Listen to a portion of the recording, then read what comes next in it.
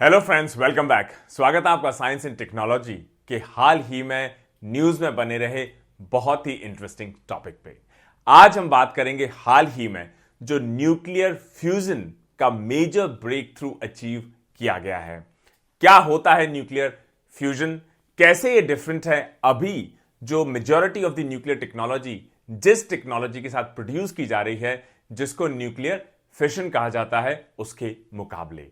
और कैसे ये न्यूक्लियर फ्यूजन अगर सस्टेनेबल बेसिस पे हमारी साइंटिफिक कम्युनिटी अगले कुछ डिकेड्स में अचीव कर ले, इसको कमर्शियल स्केल पे एक्सप्लॉइट कर पाए, तो हो सकता है ये अनलिमिटेड सोर्स ऑफ एनर्जी के तौर पर उभर के आए। इसके साथ साथ इसके और भी बहुत सारे फायदे हैं कि इसके रिसोर्सेज अबेंडेंट हैं, अनलिमिटेड हैं। इसके अलावा climate change stand point of view से भी बड़ा ही क्लीन बेसिकली सॉल्यूशन हो सकता है हमारी एनर्जी नीड्स के लिए। इससे पहले दोस्तों डिटेल में हम जंप करें, यह बता देना आप सभी को जरूरी होगा कि आपकी पॉपुलर डिमांड पर आपके कमेंट्स के बेसिकली रिस्पांस में हम लोगों ने हमारी जो प्रेजेंटेशंस हैं, चाहे स्टैटिक सब्जेक्ट्स हो चाहे बेसिकली करंट अफेयर्स हो, सभी की प्रेजेंटेशन को अब इंग्लिश के साथ साथ हिंदी में भी ट्रांसलेट करके आपके लिए प्रेजेंट करना शुरू कर दिया है। किसी भी वीडियो के अगर आप डिस्क्रिप्शन सेक्शन में जाएंगे, पहला लिंक अगर आप क्लिक करेंगे तो आपको इंग्लिश में प्रेजेंटेशन मिलेगी, पीडीएफ मिलेगी, पीपीटी मिलेगी।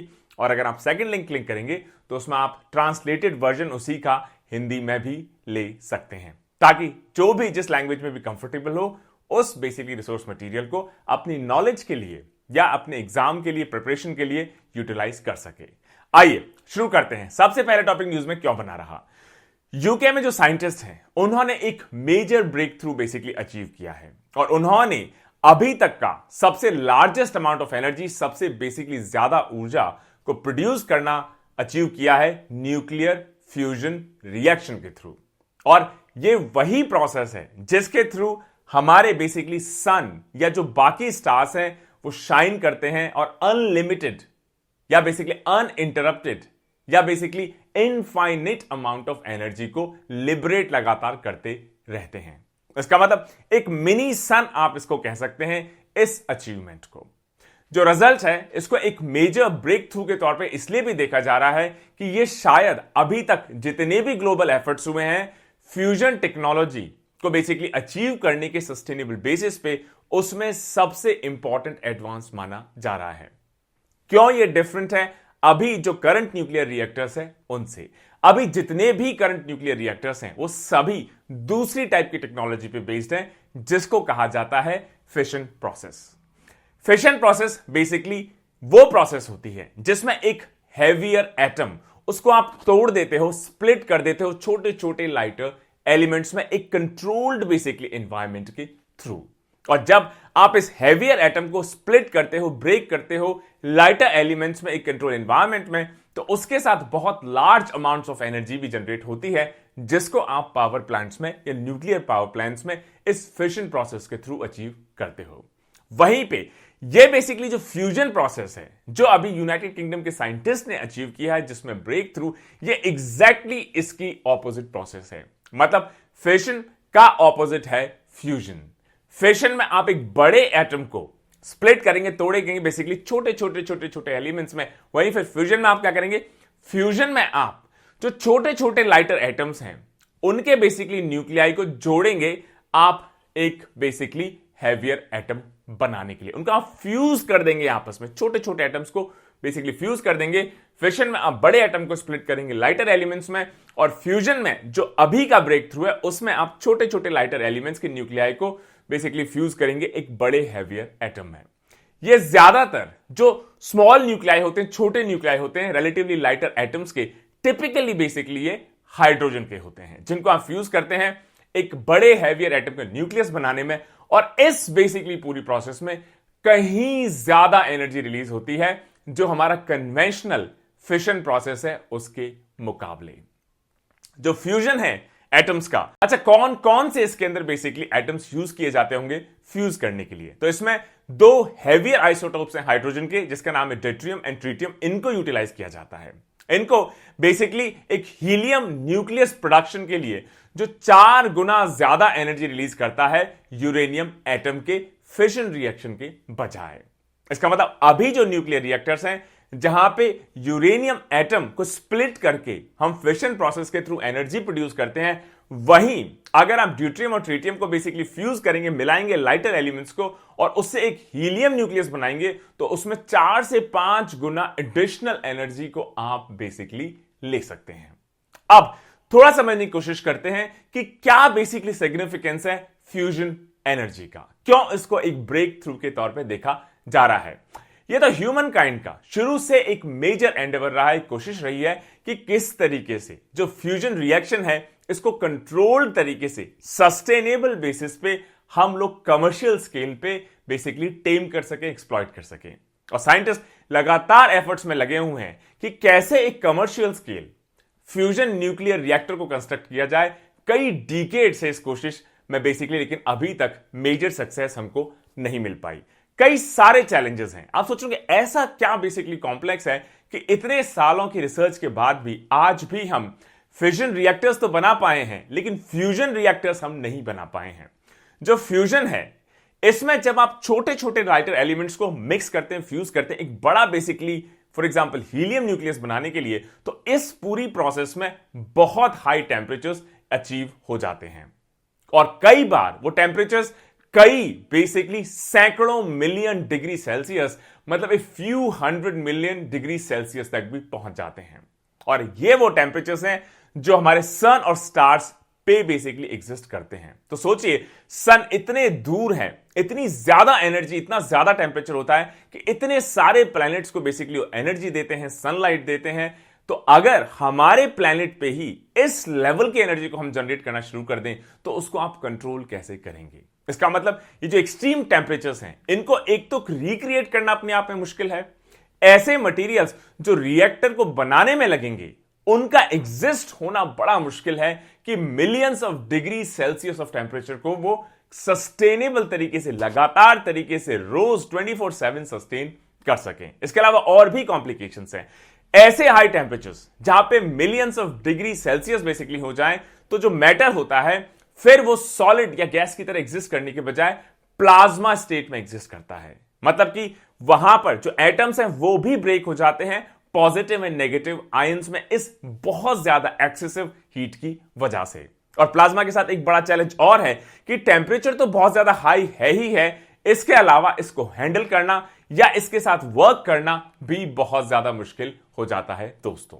तो जब इतनी कॉम्प्लेक्स टेक्नोलॉजी है, इतनी कॉम्प्लेक्स प्रोसेस है, तो फिर इसके ऐसे क्या फायदे हैं कि लगातार ह्यूमन काइंड कोशिश कर रहा है कि अभी जो कन्वेंशनल बेसिकली फिशन प्रोसेस है उसके बजाय ये बेसिकली लेटेस्ट या मच मोर एनर्जी प्रोवाइडिंग या basically unlimited source of energy fusion process को टेम किया जाए या मास्टर किया जाए। कई सारे इसके मेजर बेनिफिट्स अगर आप देखेंगे तो एक तो ये कई गुना ज्यादा एनर्जी जनरेट करने के लिए केपेबल है। इसके अलावा जो फ्यूजन प्रोसेस है इसमें वर्चुअली लिटरली शायद ही कोई कार्बन एमिशन हो, मतलब क्लाइमेट पॉइंट ऑफ व्यू से ये बहुत इको फ्रेंडली है। इसके अलावा जो रॉ मटेरियल्स हैं जो आपको चाहिए फ्यूजन प्रोसेस कैरी आउट करने के लिए वो अबंडेंटली बेसिकली अवेलेबल हैं। इसके अलावा इसमें जो फाइनल आउटपुट होता है उसकी radioactiveness waste point of view से बहुत बेसिकली कम रेडियो एक्टिव वेस्ट इसमें प्रोड्यूस होता है अगर आप कन्वेंशनल फिजन रिएक्शन के मुकाबले इसको कंपेयर करें। इसका मतलब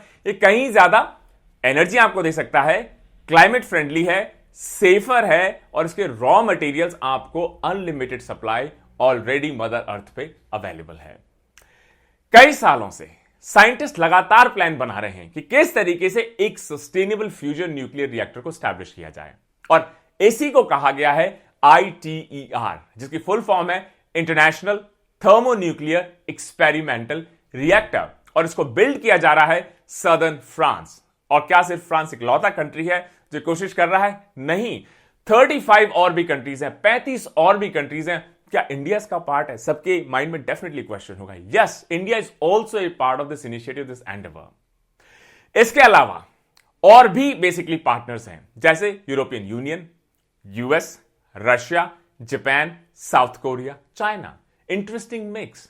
शायद ही कोई बेसिकली पार्ट बचा हो वर्ल्ड का जो इस बेसिकली पर्टिकुलर एंडेवर में अपना पार्टिसिपेशन इंश्योर नहीं कर रहा है। मतलब बाकी फोरम्स में हो सकता है डिसएग्रीमेंट्स हो, लेकिन इस पर्टिकुलर एरिया में पूरी ह्यूमैनिटी ग्लोब, सारे के सारे मेजर प्लेयर्स एक साथ मिलकर कोशिश कर रहे हैं कैसे इस अनलिमिटेड सोर्स ऑफ एनर्जी को टैप किया जाए। कुछ स्मॉल स्केल जो फ्यूजन रिएक्टर्स हैं इनको पहले से बनाया है, लेकिन सिर्फ रिसर्च के लिए इनको अभी काम में ले पा रहे हैं। लेकिन इस बार का जो रिएक्शन है, ये जो रिसर्च अभी तक होती आ रही है स्मॉल स्केल ऐसे फ्यूजन रिएक्टर्स, उनसे क्यों डिफरेंट है। इस बार जो बेसिकली ये एक्सपेरिमेंट जिसको माइलस्टोन माना जा रहा है, ब्रेक थ्रू माना जा रहा है, इसको कैरी आउट किया गया एक रिकॉर्ड एनर्जी जनरेशन एक्सपेरिमेंट में, जो कि बेसिकली बेस है कलम centre for fusion energy, Oxford England में जो है उसके जस्ट बेसिकली आउटसाइड। और इस रिकॉर्ड ब्रेकिंग एक्सपेरिमेंट में जो रिएक्टर है उसने टोटल 11 मेगावाट एनर्जी को प्रोड्यूस किया रफली 5 सेकेंड के पीरियड। आपको लग रहा है 5 सेकेंड तो बहुत ज्यादा नहीं है, लेकिन फ्यूजन के लिए आज तक का सबसे लॉन्गेस्ट ड्यूरेशन इसको माना गया है। मतलब कहीं ना कहीं कई स्टेप्स हम आगे इसमें बेसिकली अचीव कर पाए हैं। अब इसी को और ज्यादा एक्सट्रापोलेट किया जाएगा, बढ़ाया जाएगा, स्केल अप किया जाएगा। अब एक शॉर्ट डिस्कशन हो जाए कि ये जो ITER प्रोजेक्ट है या international thermo nuclear experimental reactor है, जिसमें साउथ फ्रांस में हम कंस्ट्रक्ट करने की कोशिश कर रहे हैं एक फ्यूजन रिएक्टर। 35 कंट्रीज, इंडिया भी उसका पार्ट है, यूरोपियन यूनियन है, यूएस है, रशिया है, जापान है, साउथ कोरिया, चाइना है। एक्चुअली है क्या? क्योंकि फ्यूजन को एनर्जी का फ्यूचर बेसिकली समझा जा रहा है, इसको एनर्जी का भविष्य कहा जा रहा है। और ऐसा लोगों का कहना है कि ये अगर हम लोगों ने सक्सेसफुली टेम कर लिया, एक्सप्लॉइट कर लिया, तो एक्चुअली वर्ल्ड की जो प्रॉब्लम है एनर्जी को लेके वो हमेशा के लिए खत्म हो जाएगी। एक ऐसा पेरिनियल सोर्स, कभी ना खत्म होने वाला सोर्स हम जनरेट कर पाएंगे ग्लोबली, जिसमें आपको किसी भी एनर्जी नीड के लिए किसी भी तरह की दिक्कत का सामना नहीं करना पड़ेगा। इसके अलावा जो रॉ मटेरियल्स हैं वो भी बहुत बेसिकली कम लगेंगे। जैसे ड्यूट्रियम और ट्रिटियम है, आसानी से आपको मिल सकते हैं, बहुत क्लीन तरीके से आप एनर्जी प्रोड्यूस कर सकते। Climate change point of view से भी बड़ा एफिशिएंट ये सोल्यूशन हो सकता है। इनफैक्ट अर्ली स्टेजेस में फ्यूजन को क्लाइमेट चेंज का भी बेसिकली एक सोल्यूशन के तौर पे देखा गया। जो क्लाइमेट क्राइसिस है पिछले कुछ डिकेड्स में और ज्यादा रैपिडली डिटोरिएट होता गया है। और अगर आप IPCC की AR6 रिपोर्ट देखें, अगर आप एनवायरमेंटल साइंस डिजास्टर मैनेजमेंट की प्लेलिस्ट में जाएंगे, तो क्या बेसिकली की फाइंडिंग्स हैं, COP26 अभी जो हुआ उसकी बेसिकली क्या की फाइंडिंग्स हैं, और क्यों क्लाइमेट क्राइसिस, ये जो हमारा टेम्परेचर बढ़ने वाला एक मेजर इशू बनता जा रहा है, और कैसे ये फ्यूजन टेक्नोलॉजी उसके सॉल्यूशन में एक मेजर रोल प्ले कर सकती है। इसकी वजह से भी अब हमारी साइंटिफिक कम्युनिटी या ग्लोबल कम्युनिटी और ज्यादा एक्साइटेड दिखाई देती है। लेकिन फ्यूजन रिएक्टर बनाना कभी भी इजी नहीं रहा। ये जो ITER का प्रोजेक्ट है साउथ फ्रांस में जो बन रहा है, कब स्टार्ट हुआ होगा? 1985। सोचिए कितने साल लग गए अभी सिर्फ 5 सेकंड के लिए 11 मेगावाट एनर्जी प्रोड्यूस करने में, जिसको भी एक मेजर माइलस्टोन माना जा रहा है। कई बार जब एक्सपेरिमेंट शुरू हुआ इसकी डेडलाइंस को एक्सटेंड किया गया, और अभी की टाइमलाइंस के हिसाब से ऐसा लगता है कि ITER बनकर पूरी तरह ऑपरेशनल होगा 2035 में। अभी जो रिएक्टर है सिर्फ मशीन असेंबली फेज में ही है। इसके अलावा tens of millions of parts इनको मैन्युफैक्चर किया जा रहा है, टेस्ट किया जा रहा है 7 डिफरेंट मेंबर कंट्रीज के थ्रू। फिर इनको ट्रांसपोर्ट किया जाएगा, असेंबल किया जाएगा, इंटीग्रेट किया जाएगा, ऑपरेशनलाइज किया जाएगा। लेकिन स्टिल ITER सिर्फ एक एक्सपेरिमेंटल प्रोजेक्ट के तौर पे ही देखा जा रहा है। मतलब जो एनर्जी ये प्रोड्यूस करेगा वो रफली 500 मेगावाट के आसपास होगी, जब 2035 के आसपास से ऑपरेशनलाइज हो पाएगा। इसका मतलब ये इतनी लार्ज अमाउंट ऑफ एनर्जी फिर भी प्रोड्यूस नहीं कर पाएगा, लेकिन एटलीस्ट एक मेजर प्रोटोटाइप या कॉन्सेप्ट के तौर पे अगर ये सक्सेसफुल हुआ, तो फिर उसको स्केल अप या लार्ज स्केल पे डिप्लॉय करना शुरू किया जाएगा और भी बड़े रिएक्टर्स बनाना शुरू किया जाएगा। ये एक टेक्नोलॉजी डेमोस्ट्रेशन मशीन होगी जो फ्यूचरिस्टिक विजन डिवाइसेस हैं उनके लिए एक फाउंडेशन, एक बेसिकली बेस तैयार करेगी। इसका मतलब जो डिप्लॉयमेंट है फ्यूजन एनर्जी का, इलेक्ट्रिसिटी जनरेशन का, ताकि हमारी रोजमर्रा की जो जरूरत है इसमें अभी भी शायद कुछ और साल लग जाएं। दोस्तों, बड़ी इंटरेस्टिंग बेसिकली माइलस्टोन, बड़ा इंटरेस्टिंग ब्रेक थ्रू मैं कहूंगा science and technology point of view से, जहां पे ऐसा लगता है कि फ्यूजन टेक्नोलॉजी अब फाइनली ड्राइंग बोर्ड से न्यूक्लियर रिएक्टर्स तक पहुंचने की तरफ बिल्कुल क्लियर लाइन ऑफ साइट अब हमको दिखाई देने लगी है। Let's wish them all the very best. Stay tuned. जय हिंद, जय भारत।